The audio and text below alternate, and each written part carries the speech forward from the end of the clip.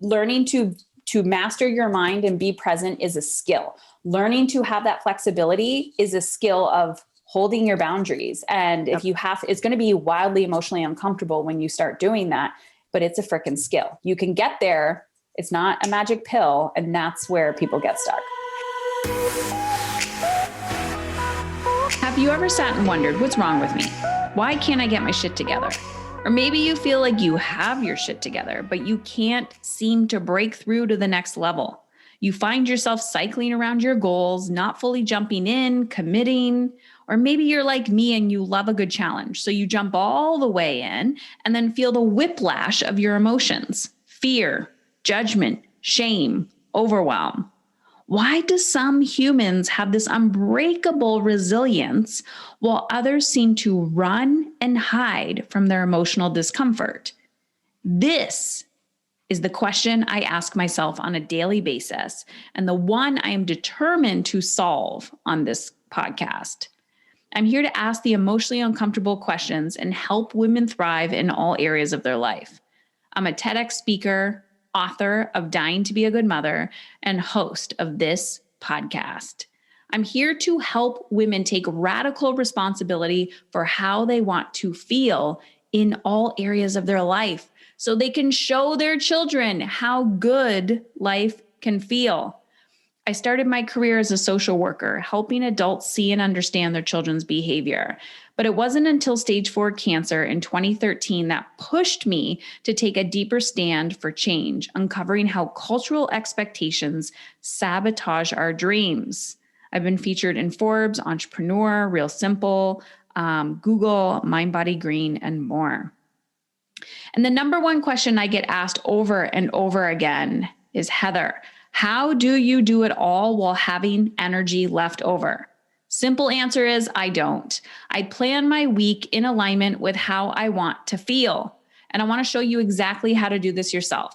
So head on over to Heather Chauvin, CHAUVIN.com/energy. heatherchauvin.com/energy.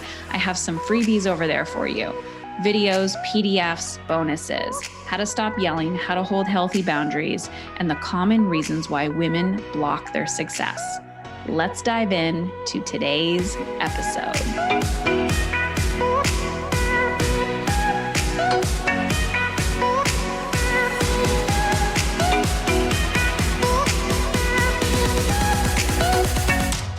So there I was in the hospital delivery room, beep, beep, beep, beep, beep, beep, awaiting the birth of my second child, getting poked with an IV. Tap, tap, tap, tap, tap. I was anxiously typing away on my iPhone. No, I was not ordering nursery decor. I was frantically reviewing resumes for the 18-person video team that I led to replace people that after a messy acquisition fled from the company. I didn't lose my job, but to be honest, actually, we were crushing it. But I did lose my desire to work in corporate America ever again. I crawled my way up that ladder. I spent 15 years working towards this. I mean, I thought I succeeded. Was this really my reward? Ugh, that trophy felt heavy. I realized I have no control over my career. That moment in the delivery room was my epiphany. I needed to take back control of my career and my life and really think, who am I making these decisions for? I had to start really digging in. I'm going to back it up. No one will find this epiphany of mine funnier than anyone who has ever worked with me. I'd like to call myself driven and focused. Others might call me intense, which I hate as an adjective. Ivy League degree, check. First job in TV, check. Work, check, check, check, check, check. My resume reads like this.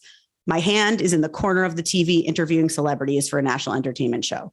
I flew across country to produce news. I eventually shifted into marketing for Netflix to create marketing programs with Paul Rudd and Tina Fey. Oh, wait. I also had a side hustle, a jewelry line that I sold at Bloomingdale's. My head spins when I read my own resume. I've loved learning and growing, and I've had an amazing, rewarding career. And for that, I'm thankful. At the moment that I really knew I proved something to myself was when I became a boss, capital B boss, when I launched the video unit for Us Weekly. You see, I built a business within a business. I didn't know I could do that. I turned an empty conference room into a live studio. I hired and I mentored 18 people, all while pumping in my office twice a day for my newborn. Now, we were succeeding big time. We were churning out lots of quality content and making the company a lot of money. I had an amazing team of creative and hardworking folks working under me. This job was the peak of my career. And then it happened. I mean, acquisitions can be messy. That's not a big deal, but this one was really epic. And I watched my dream job morph, shift, shatter. Peers were laid off, valued team members quitting, and I started asking questions. Who am I doing this for? What do I really need from the working world? The trade isn't just money for time. It's more than that. I started digging deeper. Is it the title? Is it the fancy brand in my email signature? Is it the work itself that I love? As I began answering those questions, more questions arose. I started asking questions like, can I work for myself? Can I find clients? Yeah, the answer is yes. Yes. So here I am, running a business and finding much more balance with my 2 little kiddos.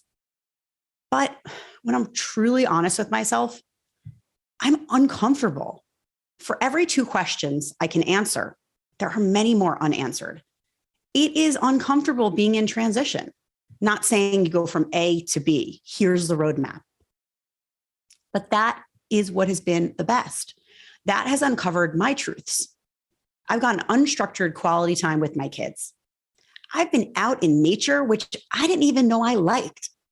Oh, I can identify a warbler now. That's a bird. I've been able to return to art, a hobby which used to nourish me. And I've worked on really satisfying, impactful projects, and I'm still making good money. But what's hard is saying out loud to other professionals, I don't want to grind. I'm looking for a balanced but successful life.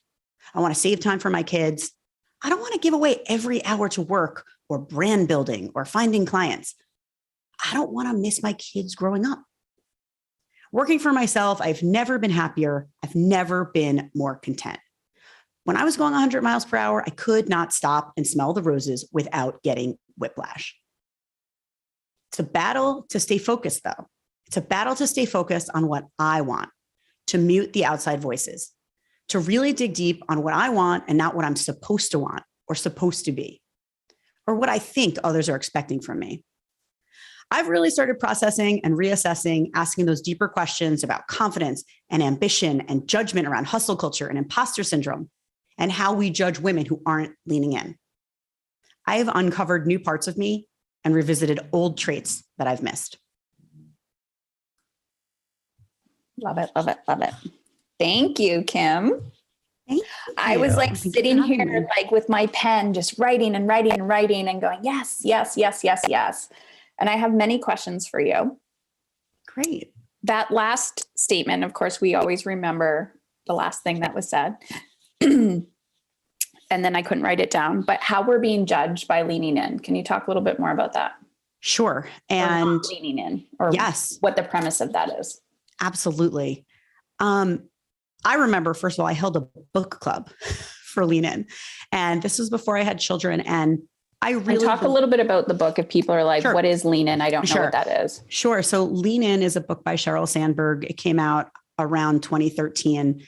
And it's a really important book. Honestly, there's been so much amazing progress for women in the working world. It's incredible where we are today.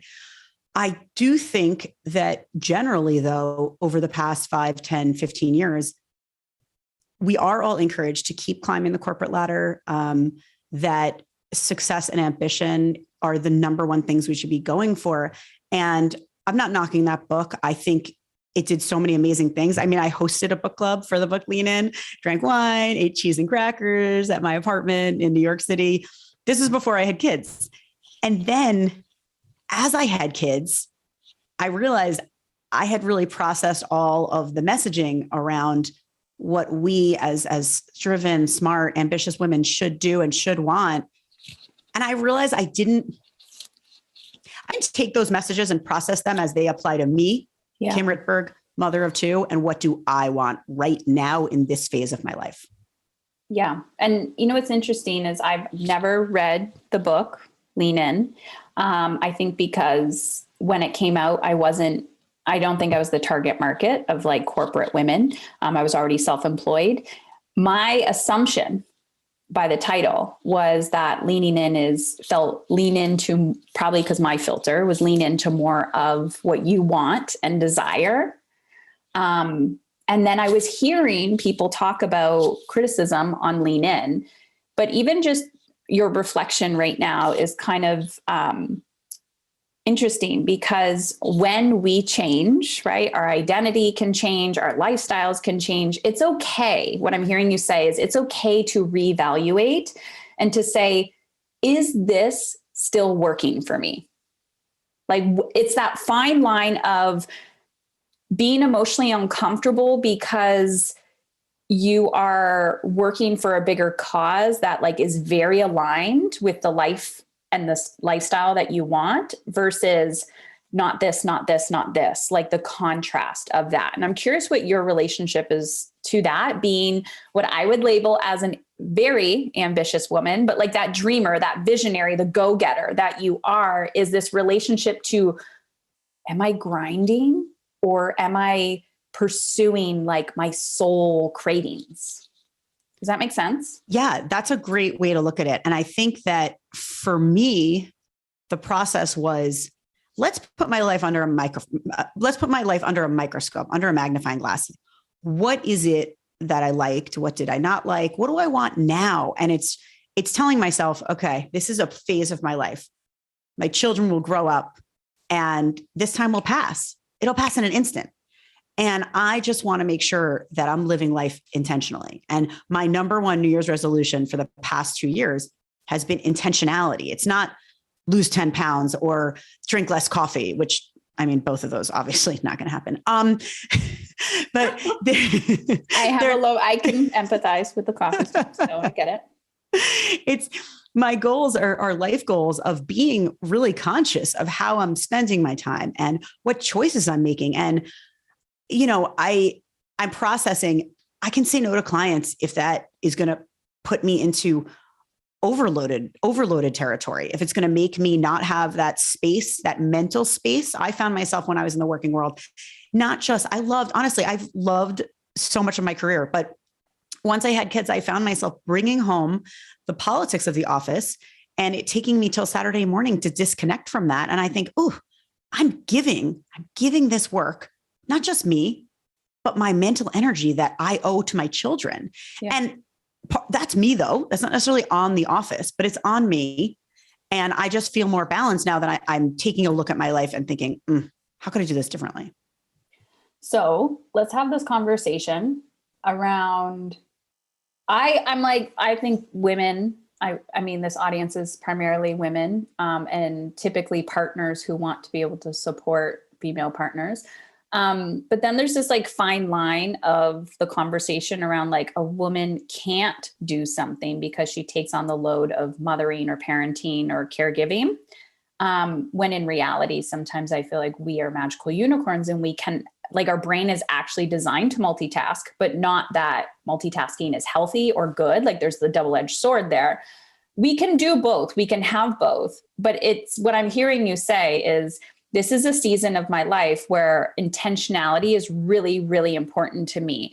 And how do you know that you are doing it to be intentional and it lights you up versus there's some like hidden anger or resentment there of like, I'm a mother now and I can't do that other thing. You get what I'm saying? Yeah. That's such a great question about resentment and anger. You know, it's interesting. I think that a lot of people face this under mom guilt or the trouble is saying no to things. I have found that what I think about is there are so many things we get to do now that we're parents. There are so many things we got to do before we were parents. And it's like shifting your mindset.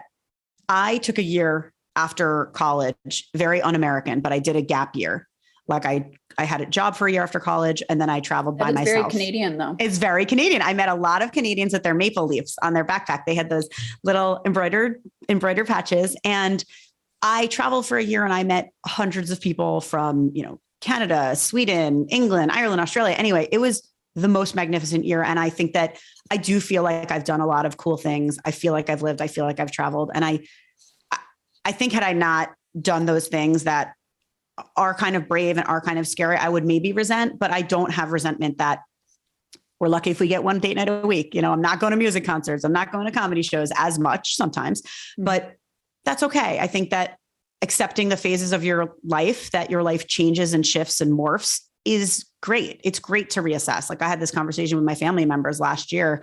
My dad passed away and we were talking about my job and what I want out of life. And my brother, who's, both my brothers are awesome. He said, you should always be reassessing your life. Ooh, every 6 months, every year. Good. Yeah. I was like, yes, we should always be reassessing our life, what's working and what's not. And, the podcast I'm launching called Mom's Exit Interview, it sprung from me starting to work for myself, and the world was broken into two camps. Camp one was people who kept sending me job listings. The people who couldn't understand that if I had a vice president title at a fancy media company, why I would not want to keep climbing that ladder. It was incomprehensible to them. And then the other group, when I started working for myself, were moms. Every single mom I knew was like, you're working for yourself. Do you have any clients? Are you making any money? And then I was like, oh my God, a lot of moms want to do this, but we don't really know how. Not talk about it. Yeah. We can't talk about it. And if you haven't been like, I've always wanted to be an entrepreneur, you don't really know where to find resources. So that sort of moment and realizing a lot of moms are interested in this, but they are not really sure what to do. And they also feel judgment and they're worried that they'll have to push back in their career if they take a step back now.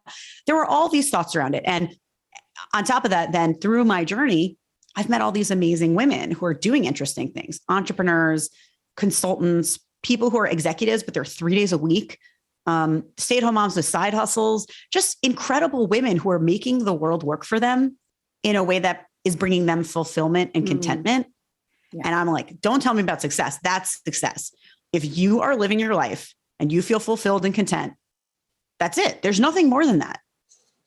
Yeah. And I love this, I don't even know what word to use, but this like reevaluation, right? Like, of course, your brother's like, just do it every 6 months, like no big deal. And then as women, we're like, let's put a perfectionist lens on it. Let's like, what's the system? What's the blueprint? What's the step-by-step? You did say something about that in your story. I don't know. Something about like transition is uncomfortable from point A to point B.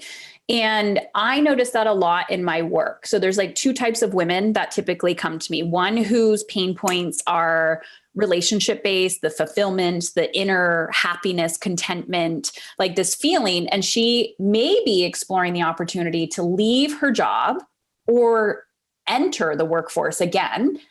But she doesn't know. So there's that uncertainty and she's seeking clarity. And then there's like the business owner who's like, I've kind of taken my grind, perfectionist tendencies, and I'm capped and I'm burning out in my business. And I need to create sustainability in the business.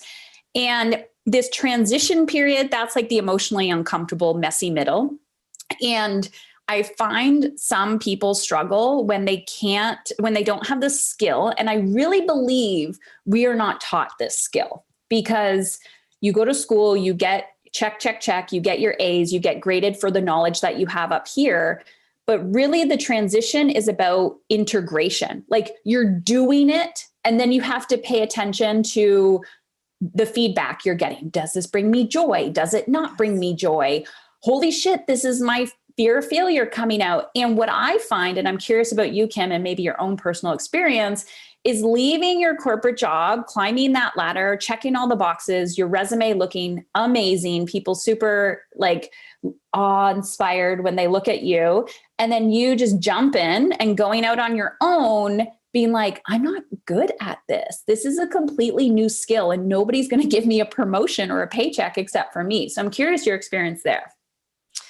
Yeah, I definitely agree that the tools were given and the classes, there's no class in college that's like transitions. It's funny. I've spoken at schools. I spoke to a Syracuse University group about pivoting.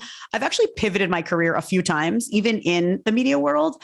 And I had clarity around, even though I've spent 8 years in news, I know I want to shift more to lifestyle and marketing. I'm going to take a risk. I'm going to quit this job and go here. And I did have clarity around that. So it was a little easier, but this stage of my life feels much more like, what do 3 years from now look like? I don't really know. What's your 5-year plan? I always laugh when people say that to me. I'm like, who I am today versus who I'm going to be in 5 years. If I actually created a plan today, I would be playing too small. Oh, I like that. Yeah. I laugh because I agree with you about 5 years. I asked that question on my podcast. I'm like, where do you see yourself in 5 years? If someone asked me that, I'm like, ask me where you see me in 1 month. I don't know. And I'm so woo-woo now that I'm like, whatever the universe provides. Yeah. I recently was like, passion plus serendipity equals wonderful things. Yes. So I cut you off. Sorry. You know where we're yeah. Okay, yeah. cool. It's, I agree with you that there is no college course. There's no high school course about transitions and being comfortable with the discomfort of a transition. You know, I'm working on projects I find really satisfying. I'm doing all this amazing work with a nonprofit called It Gets Better. I produced a podcast for People magazine. So I'll back up. I run my own company. I focus on content strategy for brands to help them figure out what they need to do. I produce like really lovely video and podcasts for them. And then I also do on-camera media training. And I've had the most amazing clients in the 3 years I've been working. I've actually had a great run, but there is discomfort with what does 2023 look like? What does 2024 look like? I don't know, but the work I'm doing is satisfying. I'm focusing on having impact and having ownership meaning projects that are mine, like the podcast, Mom's Exit Interview. It's my podcast. I've come up with the idea for it. I booked the guests, like I have help obviously, but not necessarily being the person behind the scenes. And impact, working with brands I'm excited about, helping entrepreneurs grow their business, working with nonprofits like It Gets Better. And it's been incredible. And I feel really, really happy. But there is, I'd say every so often, that discomfort that arises because it isn't a calendar. It isn't a normal, natural cadence. Mm-hmm. So there is discomfort in that. But it's been a great process for me to be at peace and be on a macro level, really happy and really content, even when on a day or a week, I feel a lot of anxiety in my body physically. But I'm like, you know what? I practice gratitude with my husband. I'm like, I'm so lucky. I have an awesome partner. I have 2 kids who I just adore and I have so much fun with. And, you know, like I said before in the story, I've gotten to do art again. I mean, I haven't done art since I made jewelry and sold it probably 7 years ago. And I'm finding myself doing more of that. I'm enjoying nature. Turns out trees smell so good. Flowers, they smell so good. Oh my gosh. I'm like, don't get me on trees. I talk to trees. What I mean by that is when you're in nature, you think it's hilarious, but at the same time, I'm not kidding. You're just connected to something bigger than you. When you get really still and you're like, that tree is a living thing. And if I'm not like, oh, it's just a tree, you're like, what do I need to know? It's like you're connected to your intuition. You're connected to the tree. You're connected to nature. I get really woo. I'm laughing. I'm not mocking you. I grew vegetables this summer for the first time in my life. Like that was very exciting. That was very exciting. Were you talking to your little cucumbers? I did talk to them and the cucumbers said, I'm not going to taste very good. So the cucumbers were not. Okay. good. But there is that science study, right? Done behind the whole, like you hate on something, you love on something.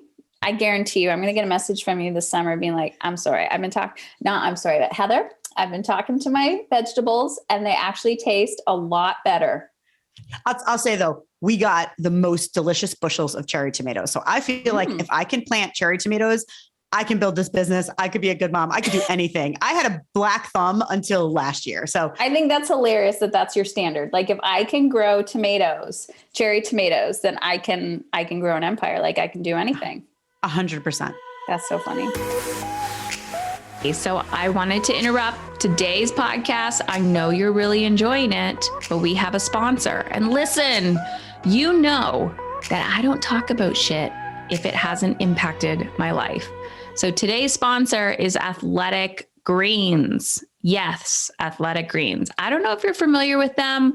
I started hearing about them on all these other podcasts, and then they started sending me Instagram, their ads and targeting me. And I was like, what is the hype? What is this? And they actually reached out to me and sent me a pack of their AG1, like green nutritional supplement. And I thought, all right, let's try this out. So what did I do? I started using the product because I don't share shit if I'm not using it myself. And it really made an impact in how my morning routine went. It was about a month ago, I actually decided to give up coffee.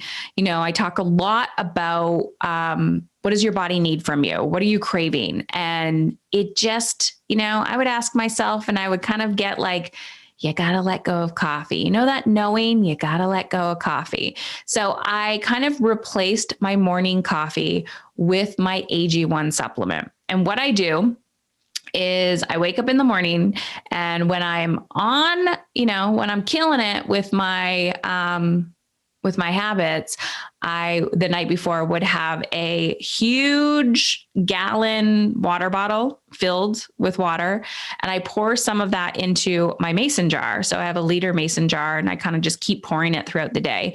And so what I do is I take my first scoop of AG1 and I put it in there. I mix it up and I drink that before I do anything else in the morning. Like that is one of my morning routines that I stick to all the time.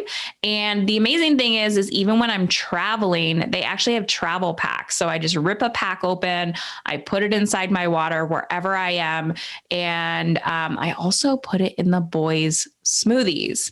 So AG1 has 75 high quality vitamins and minerals and whole food source superfoods, probiotics, and adaptogens to help you start your day right. This special blend of ingredients supports your gut health, your nervous system, your immune system, your energy, recovery, focus, and aging. It does literally all those things. It's cheaper than getting all of those different supplements. I don't know if you're annoyed. You open that supplement drawer and you're like, damn, I got like enough money invested in these stupid supplements that I never take to go on a trip. So I'm telling you right now, it's literally a scoop. It's like $3 a day that it costs you. And if you're not doing it for you, you're doing it for your family. So scoop that shit inside of their smoothies, make magical shit happen. I personally notice a huge, huge shift in my mental clarity because when I am on my game, I'm less anxious, I'm more focused, I'm more present with the boys. And when I'm more present with the boys, I am nicer. And so it's kind of a win-win everywhere where I can use my supplements and they can benefit from that as well. And they can also take it too, which is amazing when you can share your supplements with your kids. And to make it easy, Athletic Greens is going to give you a free, yes, I said free, 1 year supply of immune supporting vitamin D and 5 free travel packs with your first purchase. All you have to do is go to athleticgreens.com/EU for emotionally uncomfortable. That is athleticgreens.com/EU. And guys, start to take ownership for your health. It's the little, tiny, tiny micro habits that make a bigger impact in how you want to feel. Let's dive back in to today's interview. Let's talk about that. I want you to go back to that moment when you were leaving your job and you were jumping into this uncertainty, because I truly believe a lot of it is, the psychological safety that we seek. And then we're jumping into that uncertainty. How did you cope with that transition? Like what were, yes, art, yes, nature, but people don't talk a lot about like mental health and emotional well-being. Some of the things that I've had to do over the years, I look at other people, I'm like, how do you live your life not doing those things. So in those like dark moments, maybe panicky moments, what was that for you? So a few things. Number one, I have a therapist that I love. And I will also be honest about, I do media training and I'm a video expert. That's what I do for my work. That's what I've done for 15 years. So the story is that my epiphany was at Us Weekly when I was 9 months pregnant and the company was falling apart. That's when my brain clicked and said, no, take back control, take control of your career, take control of your life. Mm-hmm. But I wasn't confident enough to start my own business for another 2 years. I took a client here or there, made like a little bit of money, like $5,000. And then I was recruited by Pop Sugar. And I was like, well, this could be really good. And then that was sort of short-lived. Then I'm like, I know I want to work for myself 100%. And then I was recruited by Netflix. And I'm like, well, it's such an amazing brand. I'll get a kind of a free MBA by working there. But mentally, I already knew I wanted to work for myself. So I do like to start with saying the discomfort. It took me another 2 years and another 2 jobs to take the leap of faith in myself. Yeah. That I can run a business. So I wasn't as bold as my brief soundbite makes it sound. I do like to make that clear. But when I finally did go out on my own, I believe very much in therapy. I really, my poor husband, I talk about things with him a lot. I check in a lot with him. When I take on a new project or consider a new project, I always talk about it with him. I say, I'm thinking about doing X. I'm not sure. My workload is Y. And we talk about it together. I think that the communication about, you had mentioned earlier, household duties and chores and things like that. None of this can work none of this can work. It works best when you're on the same page with your partner. Yeah. So he's been a huge support. And my family, it's funny. My dad was an entrepreneur. Both of my brothers have gone out on their own. So they've been really big cheerleaders. My mom is a super cheerleader. She's like top of the pyramid, pom-poms in the air type of cheerleader. So I have had a lot of support, but I think the mental health question is really important. And also to that point, I found a network of women, and I wouldn't say, I wouldn't overstate how much I did networking, but I did see that there are communities of women. And that is a part of also the podcast I'm doing, is having experts come on and advise women how they can do it. Because I think some of it is you feel really lost when you don't know what to do. It's not that you're faking it. You're an imposter, blah, blah, blah. You actually don't have the information and the instructions on how to do the thing you want to do. So for the podcast, Mom's Exit Interview, each episode is a mom telling her story and then an expert with how you can do it. So that's how I felt. Okay, I know I want to be a consultant, but like, what does that mean? How do I find clients? Who's my colleague? Who's my colleague? Who's my who's my office mate? So I think a lot of those questions, some of it is philosophical, emotional, intellectual. Some of it's tactical. How much money do I need? How do I find clients? How do I price my services? What sort of legal contract do I need with my clients? So those questions came up too. So I think it was the 1-2 punch of figuring out what I wanted, leaning on people for support, and then doing the meetings, the research, the classes. I took courses, I networked with people to figure out which areas do I need more knowledge in and how to level up there. I find it's the doing where people get stuck. In our communities, we really advocate for the doing and integration, which people see quick results or they get paralyzed. And I think a lot of that is because we have a lot of belief. Like the theme, I think, in all these conversations, and it's probably just where I'm focused this year for some reason, is identity, mainly because it's changing that conversation, like the conversations of who you should be, right? The titles, how that type of person shows up creates your identity. And then we get stuck in this, I've always been this way, and to become a different person. So then you go through this little identity crisis. And I'm very comfortable in a lot of the ways that I do things right now, but I've been in business for a long time. I remember when I started just having that 9 to 5 mentality and also feeling guilty for working on the weekends. But when you're self-employed, you're like, I could take a day off during the week or whatever the schedule's like. It's just, we're so brainwashed.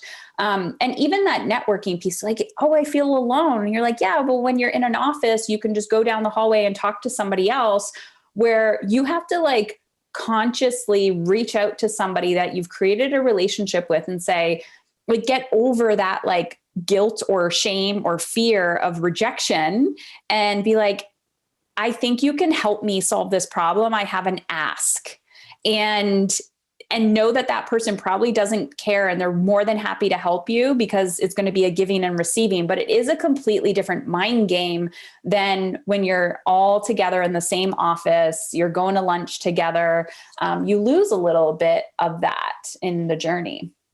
Yeah, I agree with that. And everybody has that area that maybe they're known for, right? So people know I do video production, but I also do these other things. I do media training, I do content strategy. So when I have to have a coffee, when I have coffee with someone and I let them know what I'm doing, I have to say things like, I'm looking to do more media training. So if you have clients that need it, let me know.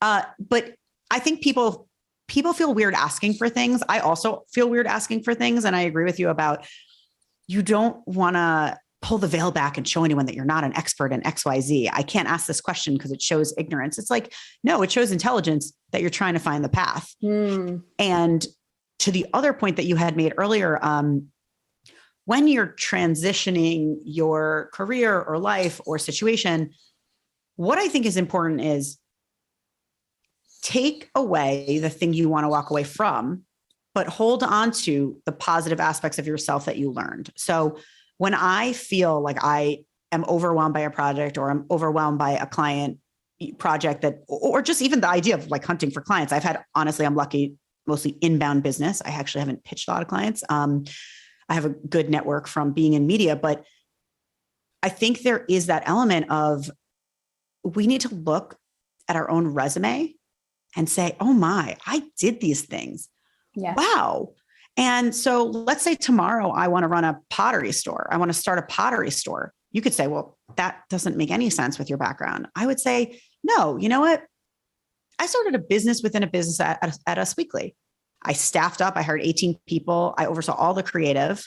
I've always had an interest in art. I had a jewelry line. I did art as a kid. Like, why can't I run a pottery store? And so I think that the narrative you create can be any narrative, but hold on to the awesome things you've done. And I work with a lot of people, a lot of executives doing media training.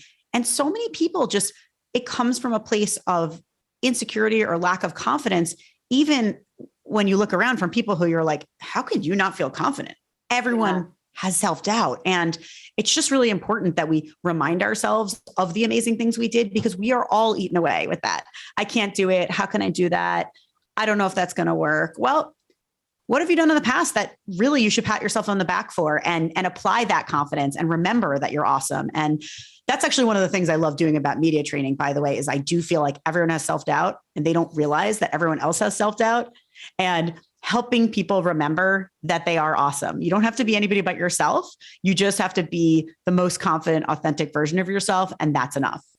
I have found that, like, being able to get closer and closer to people that I've looked up to. I mean, even mentors that, or coaches or speakers, and then being on the same stage as them. I'm like, how the hell did I get here? And then, having the opportunity to have lunch with them, have a coffee with them, and going, oh my gosh, like, you're just a regular human and you have insecurities and fears. It's this illusion that we put on, that somehow people have achieved something, or we discount ourselves. We're like, I'm not qualified. I can't do that. And this is why I love having these conversations, because you talk about your career past. And I think culturally we've been doing this for a while, but maybe now COVID has accelerated it a little bit with redefining what success is. And that seems so cliche. But who am I doing this for? Like, that is like the one line that I wrote down that just keeps ringing to me, is like, who am I doing this for? Like, who am I getting this other job for? Like, what is this? Who is this title really pleasing? Is it me? Is it, am I trying to make somebody else proud? Like, who is that? And, what does that look like? So yeah. And it also reminds me of what we perceive success to be. So in my world, it would be like the online coaching space. People come to me all the time. I don't work with a lot of online coaches. A lot of people that do have businesses are typically just professional women that want to create balance. But some people will come to me and be like, I want to do what you did. And they think they need to create this funnel and they need to be like, have all these likes and followers to make money. And I'm like, you can be a quote unquote nobody and making way more money than a celebrity.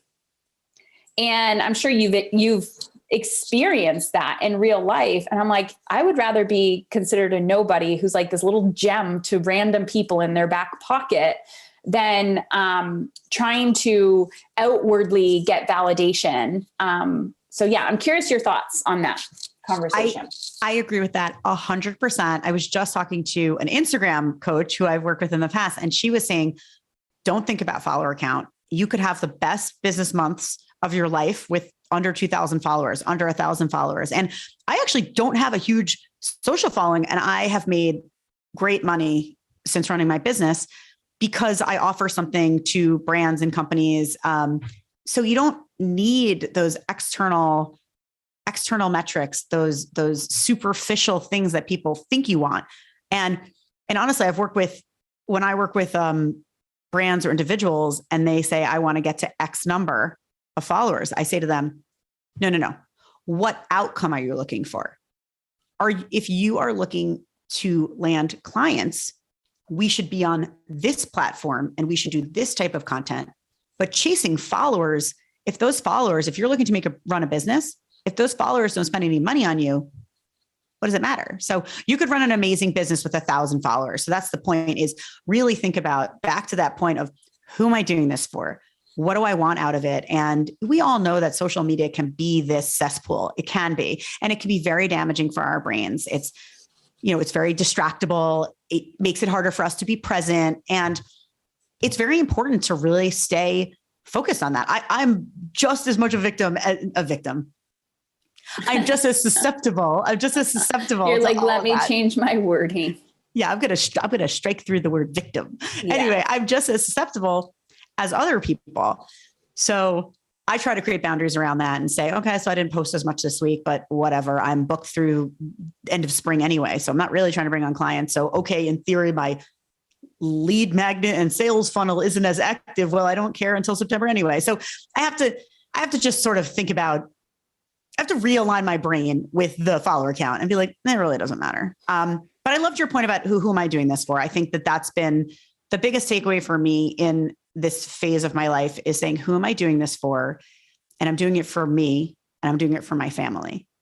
And my goal every single week is to be connected with my kids, to feel close to them, and secondarily do work that has impact or ownership. Yeah. So I think that's really helped me. I try to keep that as my focus. Oh man, we could talk forever. I'm thinking about like impact, significance, and like primal desires to legacy, like to leave a legacy. And I think that's why certain marketing strategies like social media, like having to have a website for whatever reason. I think we're getting over the website thing, but it's like, you got to have business cards on a website or you're not legit. You're like, no. And, I'm like, you're a legit business when people have paid you and you have proof of concept and you have testimonials. You have to be a little gritty in the imperfection that is required in that transition to get the momentum going.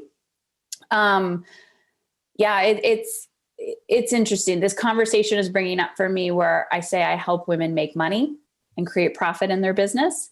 And they're like, yeah, I want to make money. I want to create profit. I'm like, but yet your actions are not aligned with revenue generating activities because we have a belief or a primal desire to make an impact and be significant and have this sense of purpose. And like, I need to help millions of people, but we can't help millions of people. Actually, we are already helping people.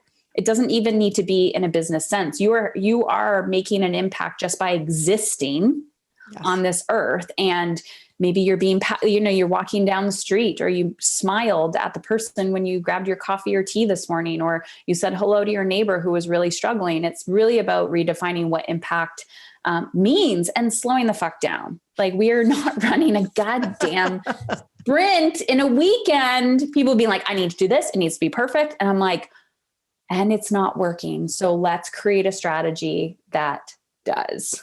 And I find that the hustle is so loud sometimes. So when someone asks me something and I'm like, no, in the summer, I'm trying to scale down and like mostly work only certain hours while my kids are at camp. They're like, can you do that? I'm like, I don't know. I'll find out. Because it's aligned, and you're reevaluating, and you're asking yourself, wouldn't it be nice if, like, what is it that I want to create? Right. Why can't I slow down for 2 months of a summer after 17 years of working? Mm-hmm. That doesn't seem so crazy when you step back and look at that. So I agree with you 100%. Like, we all need to slow down. And those of us who don't want to slow down should not judge those who do. But even there's a perception that slowing down equals less than, or slowing down equals, what am I trying to say? Slowing down equals like you can't even make money. Like, if your business is structured in a way where you're generating revenue while you're not physically there, I mean, that's a sustainable, healthy business. It's like, you just got to work to get yourself there. And we're all in different seasons, so we can't judge the person next to us. But it's funny because you ask people, what do you want? And they're like, time freedom. The want and desire is there. Sometimes it's the permission. And for the podcast, actually, we did a survey of moms across the countries, and so many of them said their number one thing they want was flexibility. And so creating that flexibility, actually, the number one thing they want is flexibility. And one of the very top complaints and struggles was being present with their kids. So again, I think we moms, we want to create a life that exists, that we can fill it how we want to fill it. People don't want to sit in a chair, whether it's in the office or work from home, Monday to Friday, 9 to 6 or 9 to 7. And it's permission. It's like, and it's a skill. And I think that's where people, it's consistency. It's like, you want that flexibility, you want that presence. Learning to master your mind and be present is a skill. Learning to have that flexibility is a skill of holding your boundaries. And if you it's going to be wildly emotionally uncomfortable when you start doing that, but it's a freaking skill. You can get there. It's not a magic pill. And that's where people get stuck.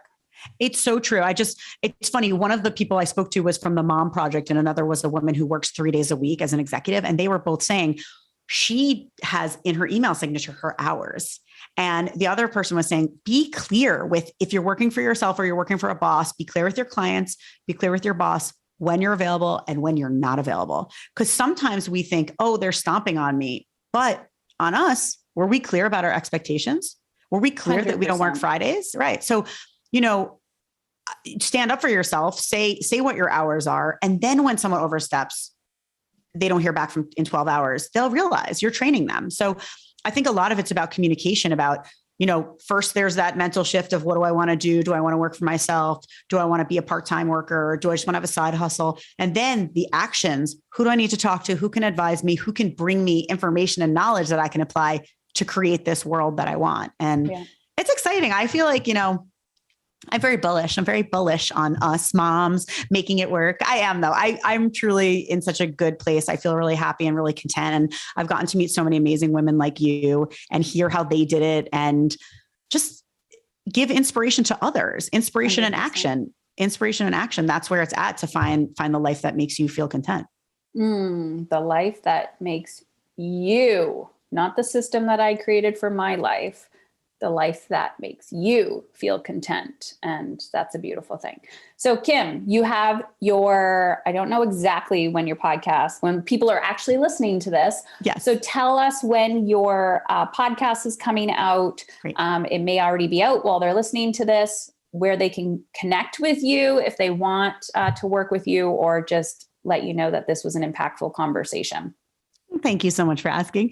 The podcast is called Mom's Exit Interview. So download and subscribe. It sounds good to say that. It'll be leave available. A review. Reviews are helpful. and leave a review. Thank you, Heather. See, it's like I'm paying you. And it'll be available in May. And again, that's focusing on moms doing non-traditional 9-to-5 jobs, full of inspiration, and then action tips from experts. So it's really fun and super helpful. And then you can find that all on my website, kimritberg.com. Everything is housed there. So my actual business that I run is I have a content strategy and on-camera media training business. And it's all there, kimritberg.com. You can see examples of my work and you can connect with me. And I love to teach people so that they can grow their business and make money and be happy. Just my goal in life is to make everyone happy, Heather, and make everyone content. I love it. And your last name is spelled Rittberg. Heather, I love you so much for spelling my name right. A lot of people misspell Well, it. I'm also not going to lie. You have it at the bottom of your Zoom little square. So it's right there. So unless you spelled your name incorrectly, I can read. If I spelled my name incorrectly on Zoom, I just really shame on me. Thank you, Kim. Thank you so much.